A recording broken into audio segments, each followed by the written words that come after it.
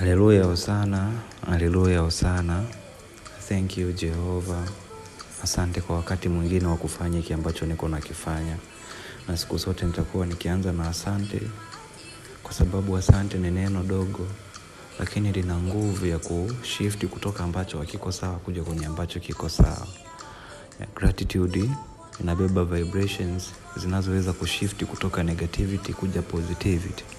Na takuwa nikifanya hivi kumencourage mwingine atakaye kuja kuwa anasikiliza, kuwa na shukurani. Maana ulimwengu ukiwa ni mtu wa kushukuru utakutengenezea opportunity na njia za kushukuru zaidi na zaidi.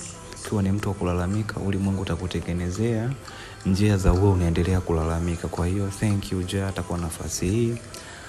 Asante hata kwa kunipa nguvu za kufanya hiki ambacho niko nakifanya. Asante kwa ufahamu ulioweka ndani yangu wa kufanya hiki ambacho niko nakifanya.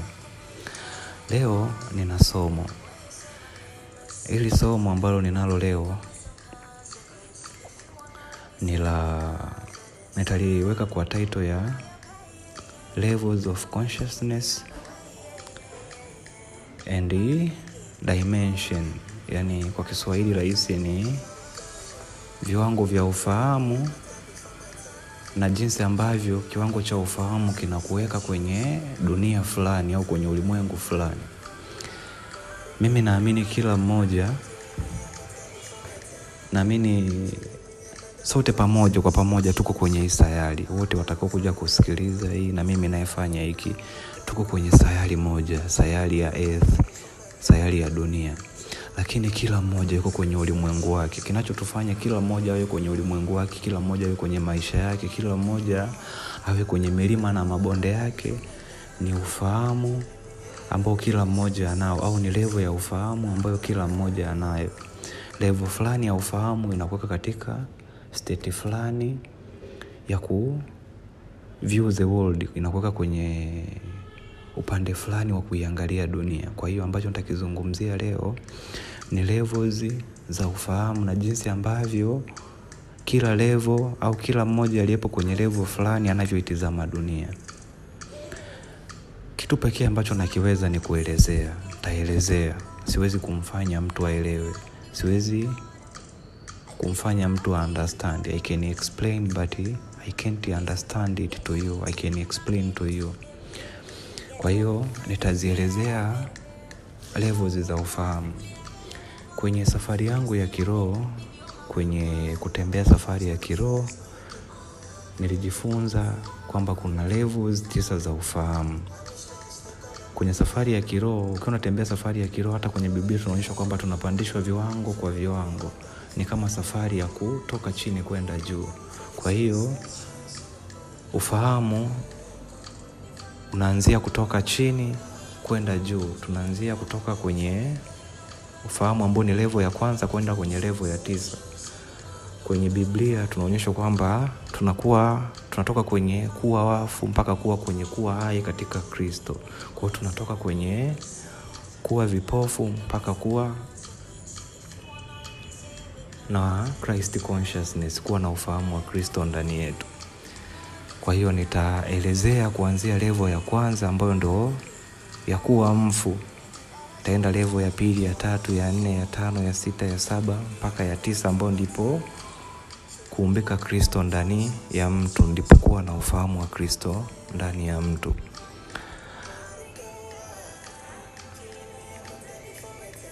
Ukisoma kwenye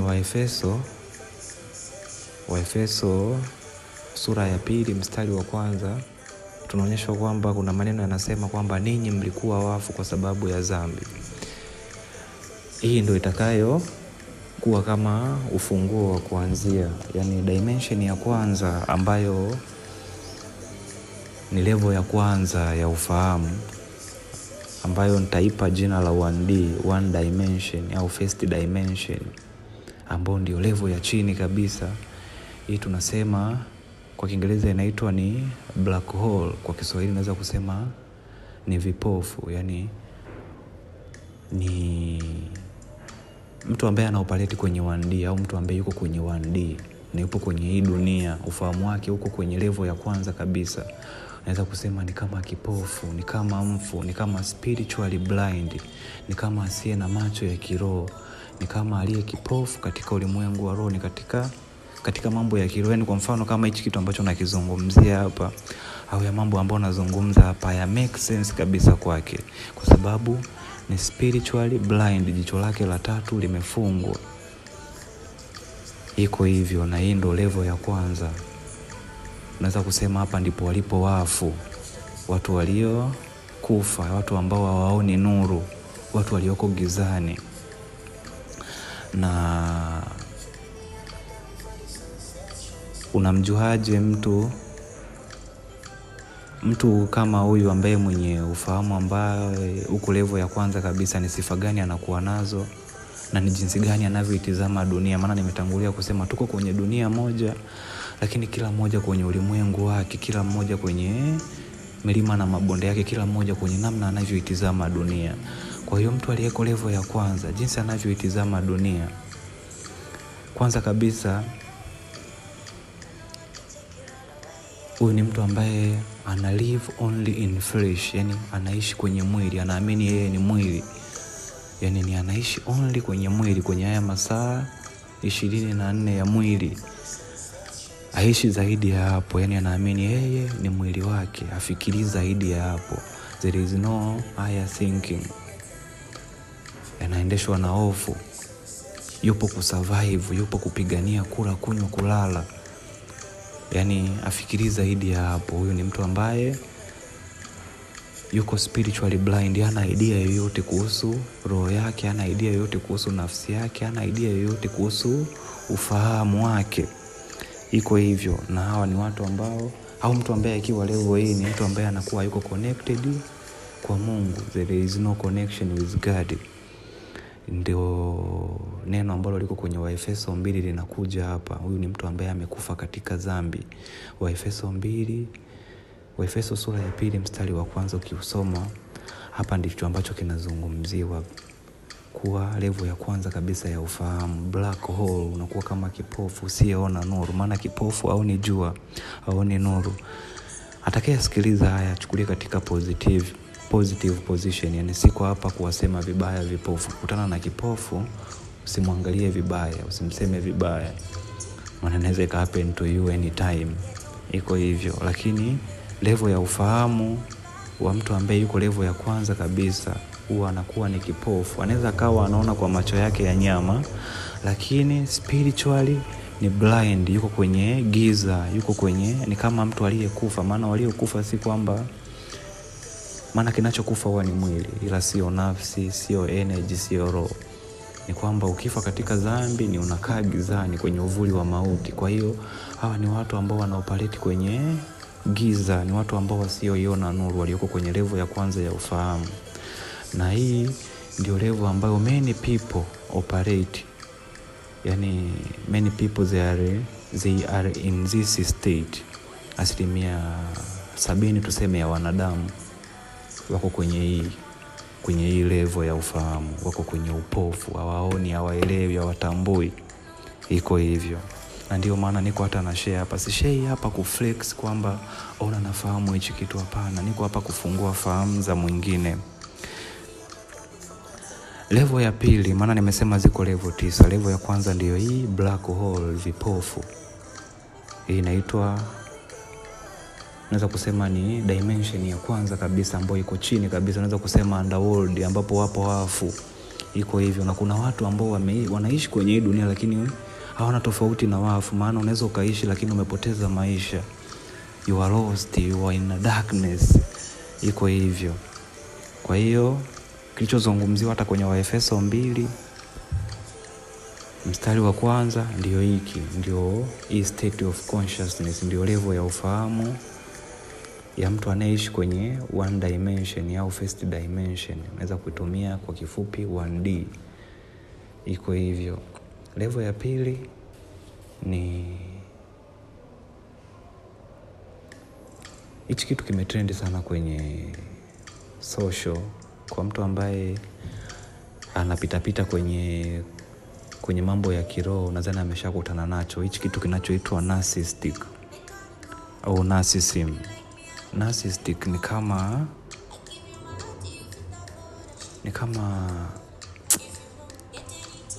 self, yani ni kama uself, yani ni kama upumbavu, upuuzi, yani upumbavu ni ufahamu wa kipumbavu, nitumie Kiswahili hicho. Maana hata kwenye Biblia, kwenye Misali kuna sehemu zimeandikwa, kuna misali zinazozungumza kuhusu wapumbavu au upumbavu. Kwa hiyo mtu mwenye ambaye yuko level ya pili ya ufahamu, hawa ndio narcissistic. Hawa ndio kwa Kiswahili unaweza kusema wana ufahamu, lakini ufahamu wao wanautumia katika namna ambayo ni ya kipumbavu, namna ambayo ni mbaya. Hawa ni watu ambao ni selfish, yani ana ufahamu lakini ufahamu wake anautumia katika namna hasi. Nimesema level ya kwanza ni wasio na fahamu kabisa, ni vipofu, afahamu chochote, ana connection na Mungu. Spirit yake iko offline, haiko online, hayuko activated spiritually, anaishi tu kwenye mwili. Yani anachojali ni mwili wake. Iko hivyo, anachojihisi yeye ni mwili wake. Iko hivyo, anaamini yeye ni mwili wake. Mwenye level ya pili ya ufahamu, au ambaye ana operate kwenye level ya pili ya ufahamu, au anaye operate kwenye narcissistic au narcissism, huyu ni mtu ambaye ni kama anakuwa na kitu kinaitwa self worship, ni kama anajiabudu fulani. Na hii iko kwa watu wengi ambao wana utajiri, watu ambao wenye mafanikio. Sisemi kila mwenye mafanikio yuko kwenye level hii, au siko hapa kumwambia mwingine usiwe na mafanikio kwa sababu atakuleta kwenye level hii ya ufahamu, hapana. Lakini asilimia kubwa ya watu ambao wenye mafanikio wanaoperate kwenye hii level. Hawa ni watu ambao kwanza kabisa bado ni blind na wao, yani bado ni watumwa, yani bado ni kipofu, au ni vizuri. Maana ukiona vizuri utautumia ufahamu wako vizuri. Bado ana ufahamu lakini huo ufahamu hautumii vizuri, kwa bado ni mtumwa. Hawa ni watu ambao wanaendeshwa na kiburi. Hawa ni watu ambao anaendeshwa na kiburi, na kiburi sio ile hali ya kuambiwa nenda alafu kakataa kwenda siendi, no. Ni ile hali pengine una milioni kadhaa benki, unaanza kujihesabu kama hizo milioni kadhaa. Huyu mwenye ufahamu wa level ya kwanza anajiona kama mwili wake. Mwenye ufahamu wa level ya pili anajiona kama vile vitu alivyo navyo. Yani anajiona kama gari alilonalo, nyumba alionayo, pesa alizonazo. Hii ndo narcissistic, hii ndo narcissism, hii ndo upumbavu. Yani una ufahamu lakini ufahamu wako unautumia kwa namna ambayo si safi, unaitumia kwa namna ambayo ni ya upumbavu. Hii ndo level ya pili ya ufahamu. Na mtu ambaye yuko kwenye level ya pili, hawa ni watu ambao mara nyingi ndo manipulative. Hawa ni watu ambao wanapenda kucontrol wenzao. Ni mtu ambaye yani anahakikisha anaonekana vyema. Ni mtu ambaye appearance yake ya nje ndo kila kitu. Anahakikisha ana nyumba nzuri, ana gari nzuri. Yani hapo ndipo yalipo maisha yake. Maisha yake yanadefiniwa na vile alivyo navyo. Kwa akiwa hana kitu, si chochote tena yeye. Akiwa hana pesa, yani yeye si chochote, maana utambulisho wake uko kwenye pesa, utambulisho wake uko kwenye mali alizonazo. Na akiwa na hivyo vitu, akiwa na mali na kila kitu, vinamuinua kiburi chake. Anakuwa ni mtu ambaye ni kama anaendeshwa na fahari yake. Ni kama mtu ambaye anaendeshwa na kiburi. Nimesema I can only explain, I can't understand it for someone. Naweza tu kuelezea, siwezi kumfanya mtu aelewe. Kwa hiyo nimejaribu kuelezea level ya pili ya ufahamu ikoje. Yani hawa ni watu ambao ndani yake anakuwa anajihisi, yani I am what I have. Yani mimi ni kile ambacho ninacho.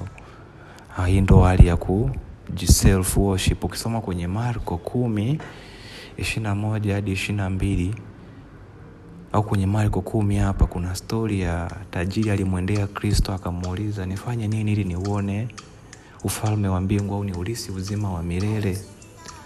Akamwambia, Kristo akamjibu akamwambia, timiza torati. Torati ndo zile amri 10. Akasema, mimi hizo nazitimiza. Akamwambia, umepungukiwa na kitu kimoja, nenda uuze vyote ulivyo navyo, na utakuwa na hazina mbinguni. Yule mtu aliondoka kwa huzuni. Kwa sababu gani? Kwa sababu utambulisho wake wote aliutengeneza kwenye vile alivyonavyo, kwenye utajiri alionao. Kwa hiyo alipoona akiacha kila kitu ni kama vile ameacha utambulisho wake, kwa aliondoka kwa huzuni. Na ndio maana Kristo akasema itakuwa ngumu tajiri kuurithi ufalme wa mbingu. Iko hivyo. Na kabla sijaenda mbali, kumbuka kwamba ufalme wa mbingu uko ndani yetu. Ufalme wa mbingu naamini pia ni namna ya ufahamu wako ulivyokaa, ni namna unavyoitazama dunia, unavyomtazama Mungu, unavyotazama maisha. Iko hivyo. Na uko hapa. Iko hivyo. Uko hapa, uko ndani yetu.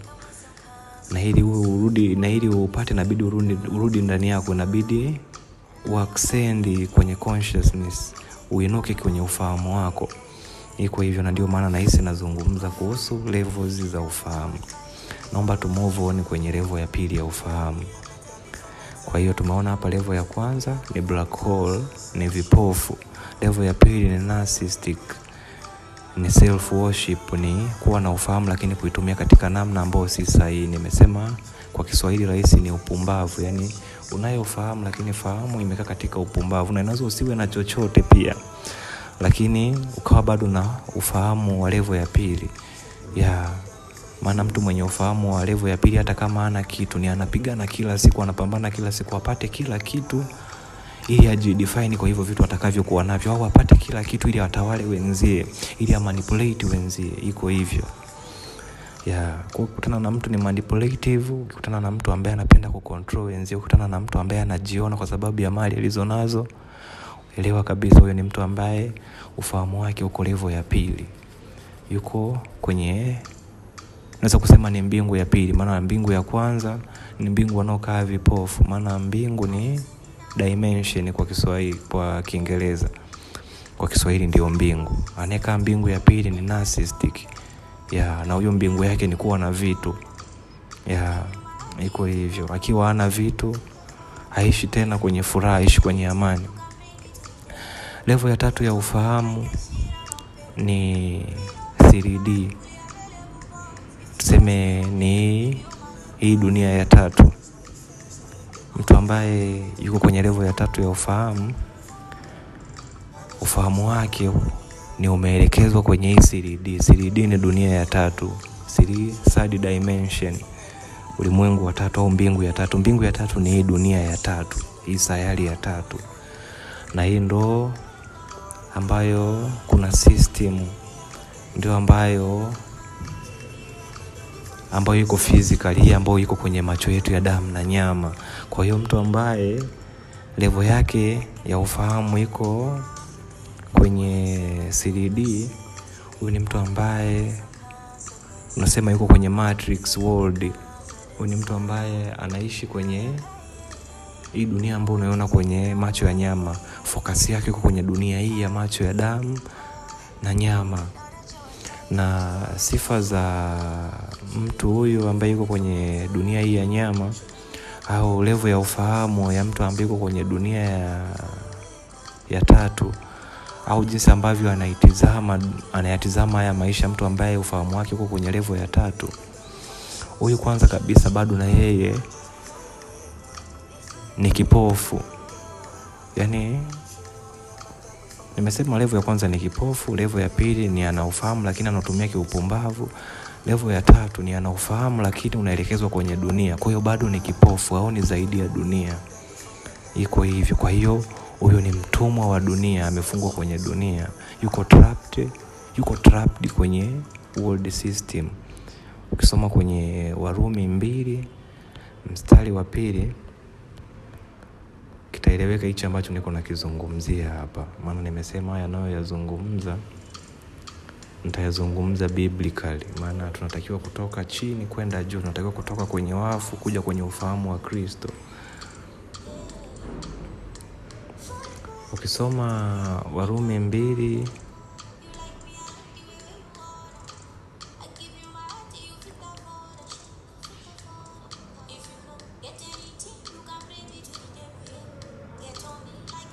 Warumi Warumi 12 na hisi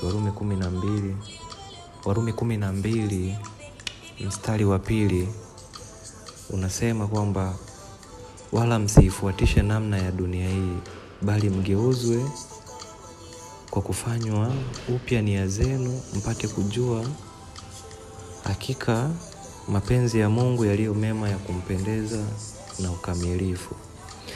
Kwa hiyo unaona hapa tunaambiwa kwamba msiifuatishe namna ya dunia hii, bali mgeuzwe kwa kufanywa upya nia zenu. Nia huwa ni jinsi unavyotizama, jinsi unavyokusudia, jinsi unavyofahamu, ni kama nia.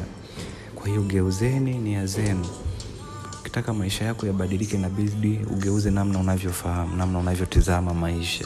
Kwa hiyo unaonyeshwa hapa tusifuatishe namna ya dunia hii.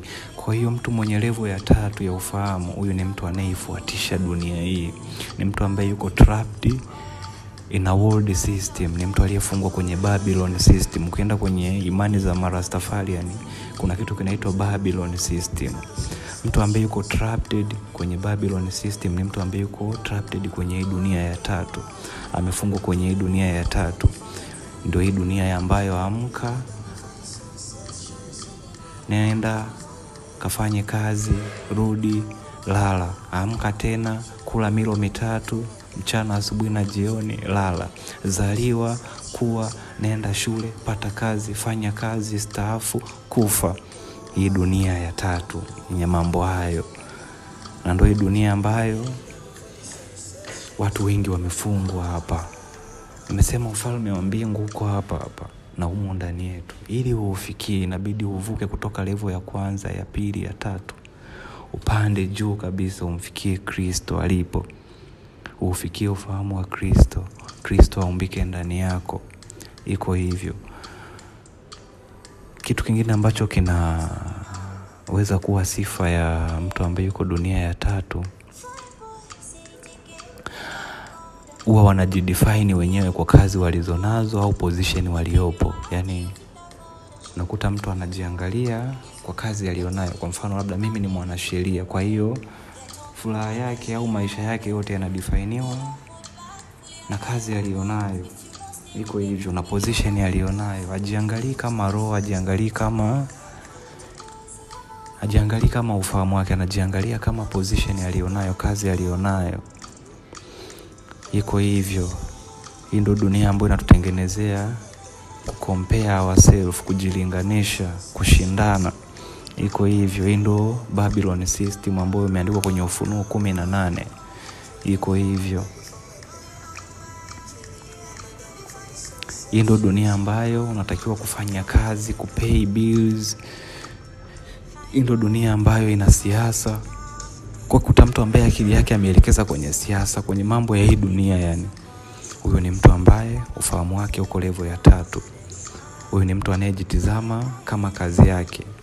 Mtu ambaye anaishi kwenye ufahamu wa 2 au kwenye dunia ya 2 au kwenye level ya 2 au kwenye dimension ya 2 au mbingu ya 2, huyo ni anajiona kama kile kitu alichonacho au vitu alivyonavyo, pesa alizonazo, mali alizonazo, watu alionao, watumwa alionao kwenye saiko yake. Iko hivyo. Mtu anayeishi kwenye dunia ya 1 anajiona kama mwili wake, hajioni zaidi ya hapo. Iko hivyo. Anaishi dunia ya 3, anaishi kwenye matrix, anaishi kwenye 3D, ambaye yuko trapped kwenye 3D. Huyu ni mtu anayejiona kwa position aliyopo. Iko hivyo. Iko hivyo. Nimesema ziko level 9 na nimeelezea level 3, na nina uwezo tu wa kumfanya mtu asikie, yani nina uwezo wa kuelezea, siwezi kumfanya mtu aelewe. Kwa hiyo ukiona uelewi, I'm sorry. Unatakiwa kumove on, tafuti kitu kingine uendelee. Kwa ambaye vina resonate, sikwambii kitu kipya wala sizungumzi mambo mapya, ni kama nakukumbusha, ni kama na give clarity, na unaweza kuelewa hata kile ambacho niko na struggle kukiexplain. Maana kuna mambo ambayo huwezi kuyaweka kwenye maneno ya Kiswahili, ni ngumu yani. Level ya 4, na hii ni level ambayo baadhi ya watu wako wanaipitia na hawaelewi. Hii ni level ya awakening. Mtu anayeishi mtu ambaye ufahamu wake uko kwenye level ya 4, uko kwenye fourth dimension, yani uko kwenye mbingu ya 4.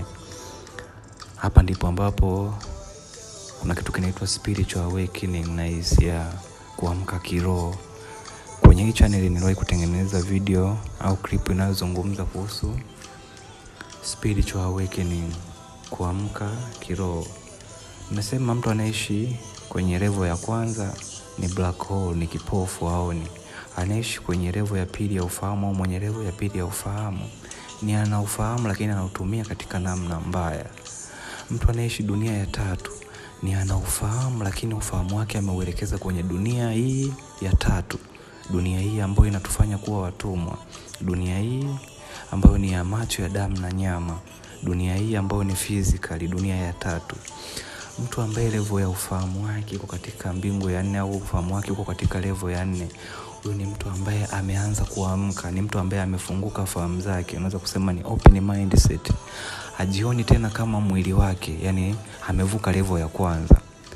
Hajioni tena kama vitu alivyonavyo, kwa hiyo amevuka level ya pili ya ufahamu wa kipumbavu, amevuka narcissistic. Amevuka 3D, hajioni tena kama job alionayo, hajioni kama position alionayo. Si tena ambaye amelala kiroho, ni mtu ambaye ameamka kiroho. Na huyu ndiye ambaye anakuwa kwenye maandiko tunaambiwa ni mtu aliyezaliwa upya, born again. Ni kama mtu ambaye Roho Mtakatifu amemuijiria. Maana anasema mtakapopokea Roho Mtakatifu atawafundisha yote. Niliwahi kupitia hiki kipindi. Hiki kipindi ni painful. Hiki ni kipindi cha kuonyesha kwamba yote uliowahi kuelezewa tangu kuzaliwa kwako ni udanganyifu.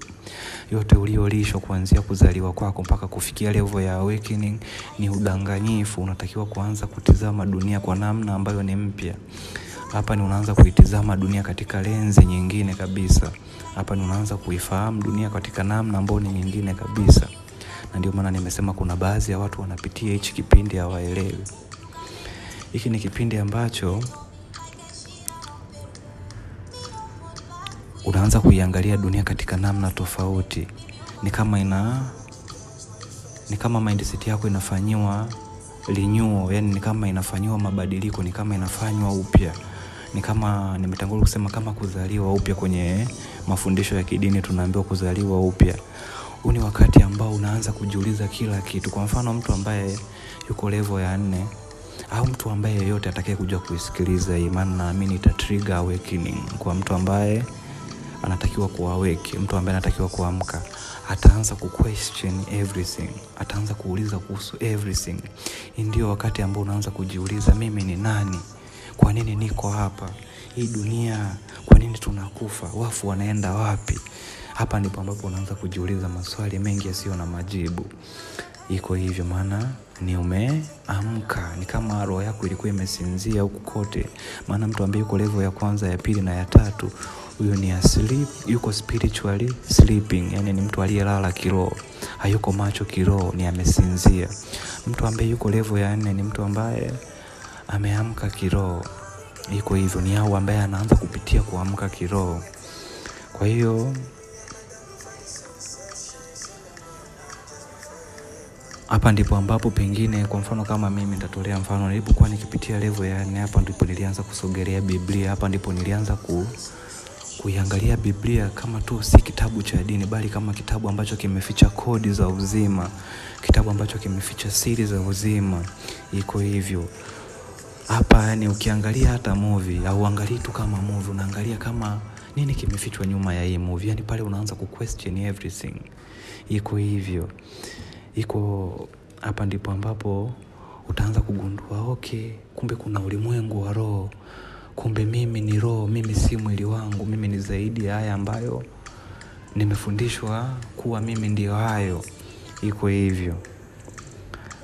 Hapa ndipo ambapo utaanza kuona, nimetangulia kusema yote uliyoambiwa ni uongo. Hapa ndipo utaanza kuona education uliopewa kuanzia tuseme darasa la kwanza mpaka chuo kikuu ni udanganyifu. Ni kama ilikuwa inatengenezwa kukufanya mtumwa. Ilikuwa inakutengeneza kuja kuwa muajiriwa, na kuajiriwa ni kama kuwa mtumwa. Iko hivyo. Sisemi kila aliyeajiriwa ni mtumwa, inategemeana ni unaitazama vipi kazi yako. Iko hivyo. Ukifanya kazi yako unaifurahia, huo sio utumwa. Hiyo ni support Mungu amekupa kwenye kazi yako. Iko hivyo. Na sisemi pia kwamba education tunaopewa ni mbaya, lakini pia ukifika level ya 4 au mtu ambaye yuko level ya 4 ya ufahamu, utaanza kuelewa kwamba education ni illusion, ni kama propaganda. Hii ni level ya 4, na hii hapa ukipitia hii level, kwa watu ambao walikuwa zamani na wewe kama familia na marafiki wa zamani, wanaweza kukuona kama mwewe, wanaweza kukuona kama uliyechizika, lost your mind, wanaanza kukuona kama crazy. Lakini niko hapa kumpa confirmation mtu ambaye yuko level ya 4, you are not crazy, you are surrounded by crazy world. Yani wewe sio kichaa, ni umezingirwa na watu waliopotea kwenye dunia, ni umezingirwa na wenda wazimu. Iko hivyo, na wewe umeamka katikati ya wenda wazimu. Iko hivyo. Kwa hiyo mtu ambaye yuko level ya 4, na hii ndio painful state, maana hii ni level ambayo inakupeleka kwenye isolation, ni level ambayo inakupeleka kwenye kubaki peke yako. Hii ni level ambayo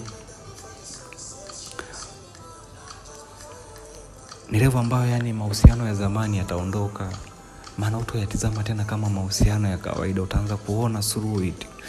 Ni kama macho ya kiroho yanakuja, jicho lako la tatu linafunguka, unaanza kuiona dunia katika picha halisi, unaanza kujiona kama ambaye si mwili wako tu. Iko hivyo. Utaanza kugundua I was blind, nilikuwa kipofu, sasa ninaona. Ndio maana nakwambia marafiki wa zamani hawawezi tena kumatch your energy. Familia itafikiria kama wewe ni mwenda wazimu. Nazungumza hiki kutoka kwenye experience kabisa. Nishakupitia wakati wa kuonekana kama mwenda wazimu. Familia inakuona kama mtu ambaye umepoteza fahamu zako, lakini ni kumbe umefunguka macho. Ulikuwa kipofu. Iko hivyo, unapofunguka macho, watu wanaokuzingira lazima wakuone kama ume lost your mind, lakini huaga ni kuwa awaken. Nimeelezea level 4, nitatengeneza part 2. Hii ni part 1 ili niweze kuupload, maana naona nimetengeneza memo ambayo ina kama dakika 30, na ili niweze kuupload itabidi iwe fupi kidogo. Kwa hiyo nitakapokuja nitaendelea level ya 5 mpaka level ya 9. Iko hivyo. Nimeelezea level ya kwanza ya kwamba mtu aliko katika level ya kwanza ya ufahamu ni black hole, ni kipofu asiyeona. Ndio wale kwenye Biblia naandiko kwamba kipofu akimuongoza kipofu utadumbukia wote shimoni. Alafu tukaja level ya pili ndio hii ambao unaona hata kwenye mitandao ina trend sana, narcissistic. Watu wanakutana na watu ambao ni narcissistic, watu ambao wanafahamu ambazo zinaoperate katika level ya pili, watu ambao wanatumia mali zao na vitu walivyonavyo kwa namna mbaya, wanatumia fahamu zao kwa namna mbaya. Ni mtu ambaye anaufahamu, anautumia kumanipulate wengine, anautumia kuendesha wengine, anautumia kuwafanya wengine wamtumikie, anautumia kunyanyasa wengine. Tukaja pia tukaangalia level ya 3 ambao ni CDD, mtu ambaye ufahamu wake uko katika level ya 3, mtu ambaye ufahamu wake upo lakini umeelekezwa kwenye dunia ya damu na nyama. Anafuatisha namna ya hii dunia, anafuatisha dunia hii. Nikisema dunia hii nazungumzia dini, elimu, siasa, michezo na vitu vyote ambavyo vinahusiana na dunia hii ya 3. Ni mtu ambaye yuko hapa kuchesi American dreams, yuko hapa kufuatisha anachokiona kwenye media, anachokiona kwenye TV. Iko hivyo. Ni mtu ambaye yuko chini ya Babylon system. Na nikazungumza pia mtu ambaye amefika level ya 4 ya ufahamu ni mtu ambaye yuko kwenye awakening state, mtu ambaye yuko kwenye ni mtu ambaye ana open mindset, ni mtu ambaye anaamka kiroho. Na mtu ambaye yuko hapa ni mtu ambaye yuko kwenye kufunguka macho, na ni sehemu ambayo ni painful. Naamini hii ita bring clarity kwa mwingine. Iko hivyo, na nitatengeneza part 2 ambayo inaelezea kuanzia level ya 5 mpaka level ya 9. In the name of Yeshua, naomba ikawe uponyaji, ikawe ufunguo, ikawe key kwa mwingine kupanda juu kutoka chini. In the name of Yeshua, ashe over.